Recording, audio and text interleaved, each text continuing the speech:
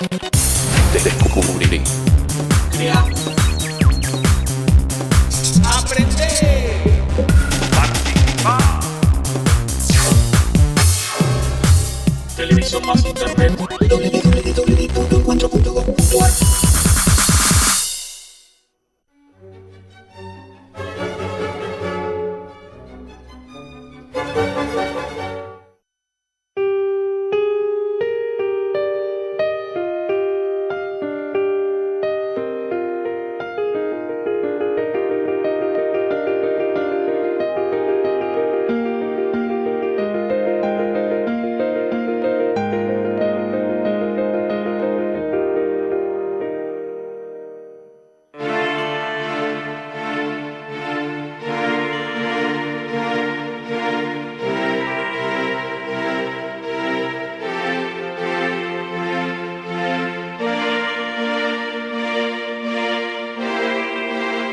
A partir de los años 20, se inicia en la Argentina la renovación en el campo de la escultura tradicional.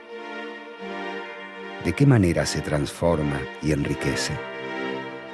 ¿Quiénes realizan el nuevo arte llamado objetual, que busca intervenir en la realidad concreta de los hombres?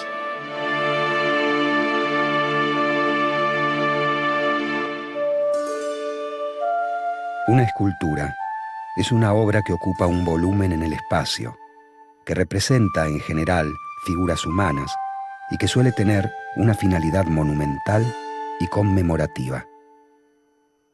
Los escultores argentinos de principios del siglo XX, como Lucio Correa Morales o Lola Mora, sostienen este lenguaje académico. Rogelio Irurtia, el escultor más prestigioso y reconocido de esos años, recibe la influencia del francés Auguste Rodin. Son obras de Irurtia el monumento a Dorrego, el canto al trabajo y el mausoleo de Bernardino Rivadavia.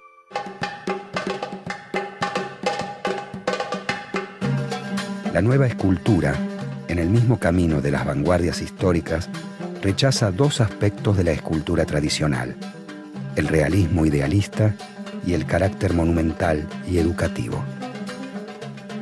Se impulsa también un gran cambio en la técnica de trabajo. En el procedimiento transmitido por las academias, el escultor modela con arcilla la obra en su tamaño natural y luego el tallista traslada ese modelo a la piedra. Los renovadores creen que la obra escultórica definitiva debe ser realizada por el mismo artista a través de la talla directa. La talla directa es la técnica propia de las culturas catalogadas como primitivas. Para los artistas renovadores, el arte del antiguo Egipto, de la Mesopotamia, de Grecia, de África y del mundo prehispánico es el modelo a seguir. Allí se pueden encontrar la vitalidad y la sinceridad ausentes en el decadente arte europeo. En los años 20, la revista Martín Fierro, representativa de la vanguardia artística porteña, ve en la obra escultórica de Rogelio Irurtia un pasado que se necesita superar. Alberto Previch, crítico de arte de la revista, defiende un arte fundado en los más tradicionales valores plásticos y rechaza la obra de Irurtia. Para el crítico, se debe trabajar la escultura con volúmenes netos y simples y descartar tanto el realismo como el modelado blando e impreciso. Los valores constructivos que Previch postula para el nuevo arte aparecen en las obras de Pablo Curatela Manes. Curatela Manes nace en La Plata en 1891. Estudia en Buenos Aires y realiza una serie de viajes a Europa hasta que en 1920 se radica en París. Desde allí, envía regularmente obras al Salón Nacional de Bellas Artes. Entre 1917 y 1918 realiza Isis, una obra de talla directa con volúmenes netos y sintéticos que se vinculan con el arte egipcio, tal como lo señala su título.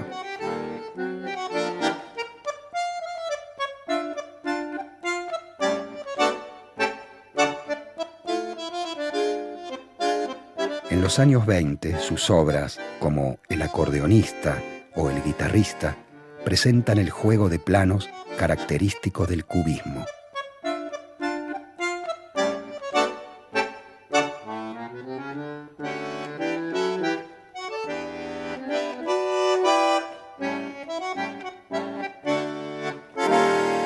Más tarde, Curatela investiga las formas en el espacio, con sus llenos y sus vacíos. El tema desaparece frente a una nueva resolución formal. Ícaro, La danza o Rugby son obras muy dinámicas en las que la representación se hace abstracta. Curatela impulsa la renovación escultórica. A diferencia de la escultura tradicional, que se define como un volumen compacto en el espacio, la nueva escultura incorpora el vacío con su expresividad artística propia.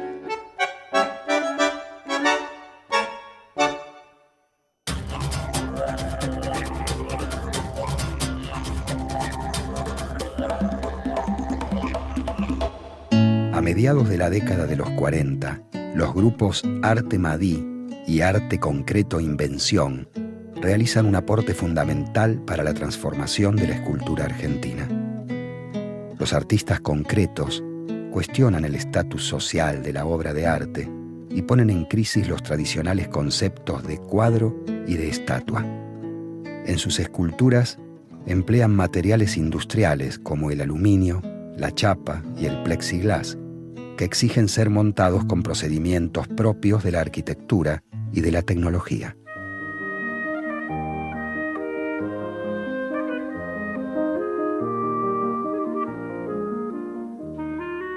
Ennio Iommi utiliza alambre de acero. Carmelo Arden-King, baquelita. Y Gyula Kosice, tubos de neón.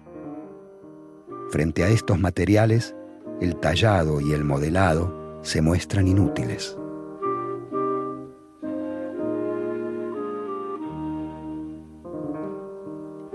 El aporte tal vez más renovador de los artistas agrupados en el Arte Madí son las obras articuladas, móviles, transformables.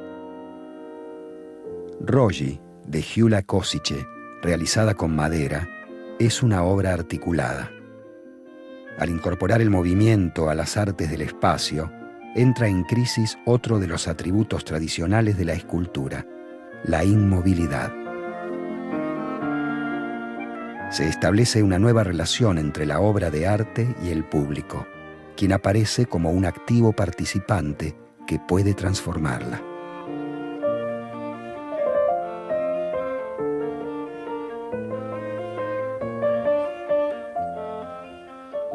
Carmelo Arden-King realiza La Boule Noire.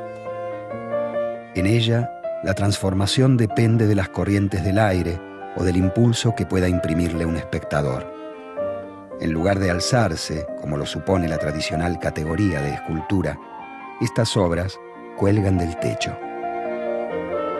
La escultura concreta es el más importante e inmediato antecedente del objeto artístico en Argentina.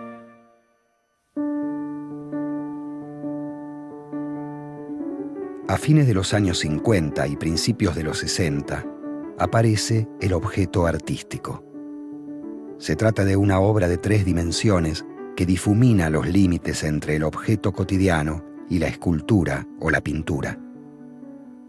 El objeto cotidiano designa todo aquello que el hombre fabrica y que tiene una utilidad. El objeto artístico está concebido para ser contemplado estéticamente y, sin embargo, aparece ante nuestros ojos como un objeto cotidiano. Comparte la misma dimensión espacial que la escultura, pero al haber perdido la lógica del monumento, no lleva pedestal y se puede instalar en cualquier parte. El objeto artístico es una obra realizada mediante el montaje de elementos cotidianos, partes de máquinas, muebles, ropa, trapos, cartones, que adquieren la categoría de lo artístico.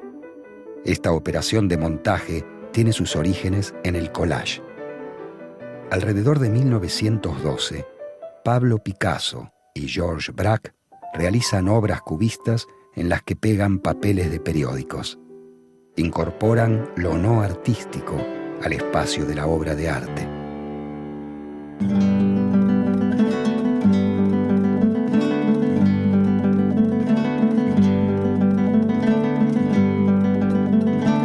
Unos años después, surgen los principales antecedentes europeos del arte objetual de los años 60. Los dadaístas incorporan a sus obras telas, cajas y latas. En este contexto se sitúan los ready-mades de Marcel Duchamp. La acción de Duchamp profundiza la propuesta cubista de aproximar el arte a la realidad. Elige un elemento común de nuestra existencia, le da un nuevo nombre, lo coloca en una exposición o en un museo y hace desaparecer su finalidad. Elimina la diferencia entre objeto de arte y objeto de uso. Para Duchamp, cualquier cosa puede ser motivo de una articulación artística y cualquiera puede crear una obra aunque no domine las técnicas tradicionales. En 1913, Duchamp ofrece al público la rueda de una bicicleta y en 1917 envía a una exposición su famosa obra Urinoir o Fuente.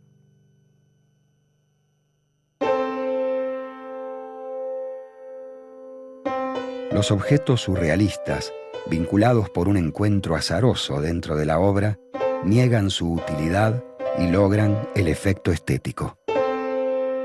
La fusión del arte con la vida, uno de los aspectos más importantes de las vanguardias históricas, reaparece con fuerza a fines de los años 50 y le otorga su perfil propio a las vanguardias de los años 60.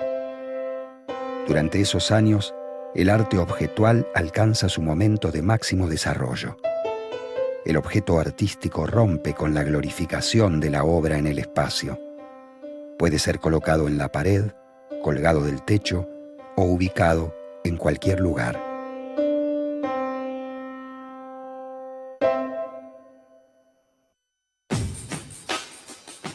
En la Argentina, el arte objetual se desarrolla de manera contemporánea al de otros centros artísticos del mundo occidental. Desde principios de los años 60, numerosos artistas exploran las posibilidades que ofrece este tipo de objetos. Entre ellos se encuentran Rubén Santantonin, Luis Alberto Güells, Marta Minujín, Alberto Heredia, Aldo Paparella y León Ferrari. El objetualismo se inicia en la Argentina en 1961, cuando Santantonin y Güells exponen en la Galería Lirolay.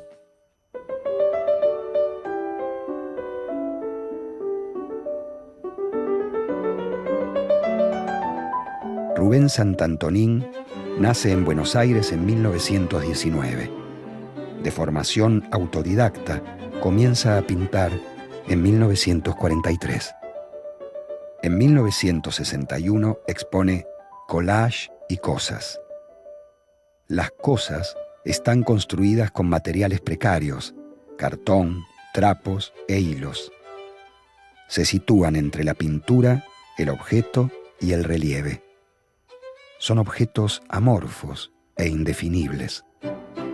Son bultos más o menos esféricos, a veces con protuberancias, brazos y extensiones que suelen colgar del techo.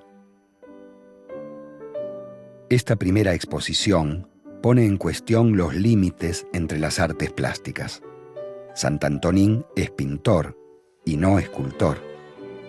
Denomina cosas a sus objetos para situarlos fuera de la pintura y de la escultura.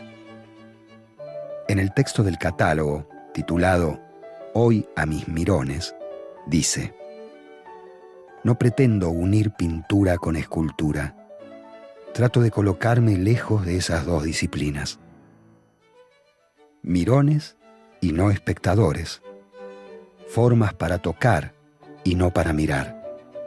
No pintura, no escultura, no obra de arte. Arte cosa, una nueva forma de expresión. Las cosas de Sant Antonín no tienen ningún antecedente en la tradición nacional ni en los movimientos internacionales. El artista pretende generar una vanguardia local que pueda competir en el espacio internacional.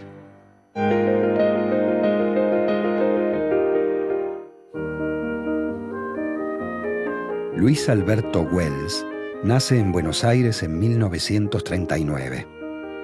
En 1961 expone en la Galería Lirolai sus collages, relieves y objetos realizados mediante el montaje de materiales precarios, cartón, madera, envases de lata. Varias de sus obras pueden incluirse en la categoría de cuadro-objeto, relieves destinados a ser colgados sobre una pared.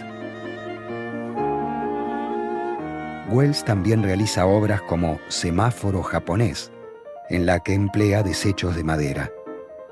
El título de la obra y la imagen remiten a un objeto del paisaje urbano moderno y tienen connotaciones humorísticas e irónicas.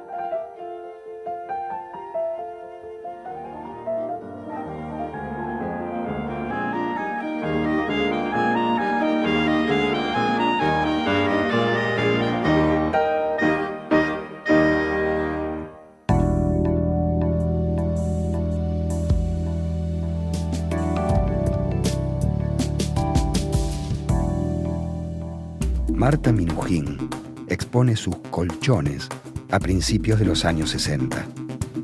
Son obras realizadas con telas multicolores rellenas de goma pluma. Cada obra está formada por varias de estas piezas rellenas con distintos formatos y cosidas entre sí. Estos colchones, que no pueden mantenerse erguidos, atacan otro supuesto escultórico, el de la solidez.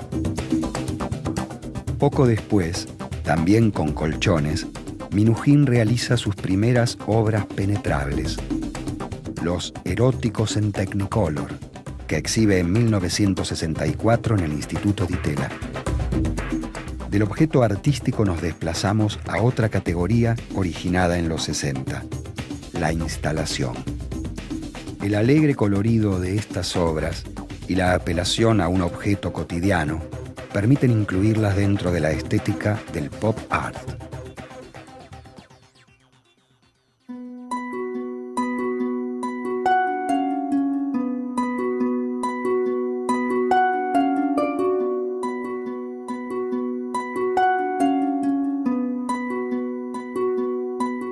Alberto Heredia nace en Buenos Aires en 1924. Autodidacta por principio, en 1948 se vincula con los artistas concretos. Entre 1960 y 1963 vive en Europa. Allí realiza sus primeros objetos, las cajas de Camembert, que expone a su regreso en la Galería Lirolai en 1963. En sus memorias, Alberto Heredia cuenta: las cajas de Camembert comenzaron como un juego. Me guardaba los huesitos de los pollos que comía en el restaurante. Iba al hotel, los lavaba y los secaba. Y ahí están los huesitos todavía. Juntaba montones de cosas que encontraba por la calle. Esos objetos son cajas de queso francés, en cuyo interior el artista amontona desechos, fragmentos de muñecas, pelos, huesos de animales, trapos.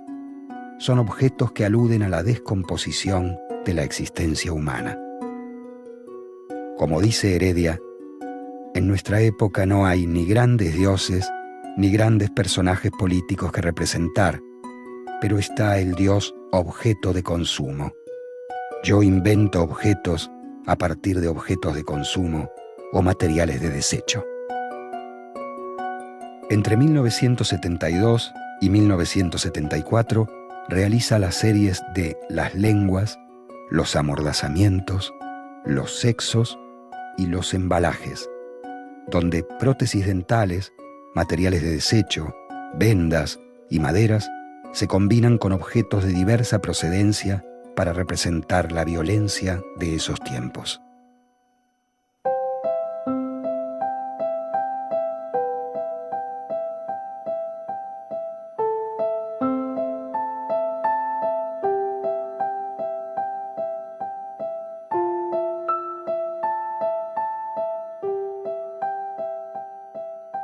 Aldo Paparella nace en Italia en 1920.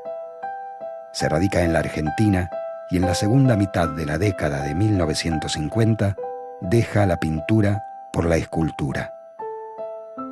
Sus obras objetuales comienzan en 1959 con la serie Sugerencias, donde emplea fragmentos de hierro soldados rescatados del material de descarte y chapas de aluminio. En los monumentos inútiles, trabaja con materiales precarios, madera, cartón y telas enyesadas. Paparella sostiene que se trata de monumentos romanos que transformó para convertir en algo actual, la expresión del hombre de hoy, el hombre destrozado.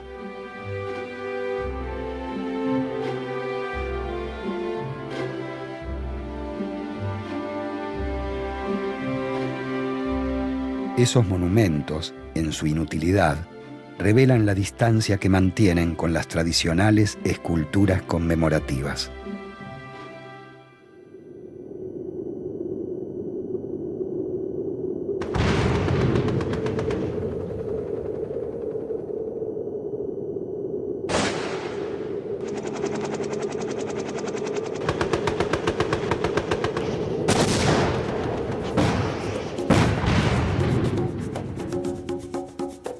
León Ferrari nace en Buenos Aires en 1920. A mediados de los años 50, expone esculturas en madera, yeso, metal y cerámica. En 1963 comienza una serie de dibujos escritos en los que experimenta sobre las relaciones entre el discurso visual, la palabra y la imagen. En 1965, Ferrari da un giro decisivo. Presenta La civilización occidental y cristiana para participar en el Premio Nacional e Internacional que organiza el Instituto Torquato Di Tella. La obra resulta del montaje de una réplica a escala reducida de un avión con las insignias norteamericanas y de un Cristo de santería. En una estrategia compositiva propia del surrealismo y el dadaísmo, la obra reúne dos objetos muy distintos y de fuerte significación que adquieren un nuevo sentido. El Cristo de 2 metros de alto, crucificado en un avión que desciende en picada, genera una imagen amenazante que remite a la guerra de Vietnam. El título de la obra, La civilización occidental y cristiana, constituye el lema con el que el gobierno norteamericano resume los valores cuya defensa justifica la escalada militar en Asia. Un discurso que pronto también sería empleado por las dictaduras latinoamericanas. La obra se retira antes de la apertura de la muestra. El radicalismo político y las referencias religiosas contenidas en ella, a pesar del clima de libertad que exhibe el Instituto Di Tella, la hacen inadmisible. Una breve frase de Ferrari, incluida en el catálogo, lo señala. El problema es el viejo problema de mezclar el arte con la política. En la negociación con Jorge Romero Brest, director del Centro de Artes Visuales del Instituto Di Tella, Ferrari logra que se exhiban las otras obras. En la actualidad, solo se conserva la fotografía de una de ellas, una caja que articula la imagen de Cristo con los aviones y las bombas, y en la parte inferior, un conjunto de manos recortadas de periódicos. Uno de los críticos niega todo valor artístico a las obras. Ferrari responde con una carta pública en la que expresa: si el arte no se debe mezclar con la política, tampoco debe hacerlo la crítica. Es posible que alguien me demuestre que esto no es arte. No tendría ningún problema, no cambiaría de camino. Me limitaría a cambiarle de nombre. Tacharía a arte y la llamaría política, crítica corrosiva, cualquier cosa. Las cosas de Sant'Antonin y la civilización occidental y cristiana de Ferrari aún nos perturban. Las primeras con su misteriosa presencia. La segunda, con su denuncia de la crueldad. El objetualismo argentino de los años 60 logra ese utópico interés vanguardista de fusionar el arte con la vida de los hombres. Esto abre nuevamente el interrogante. ¿Los objetos artísticos no mantienen algo de ese carácter conmemorativo presente en las viejas esculturas monumentales? El contenido y el sentido de las conmemoraciones han cambiado, pero el valor fundamental que ellas entrañan, la memoria, sigue vigente y activo en nuestra sociedad contemporánea.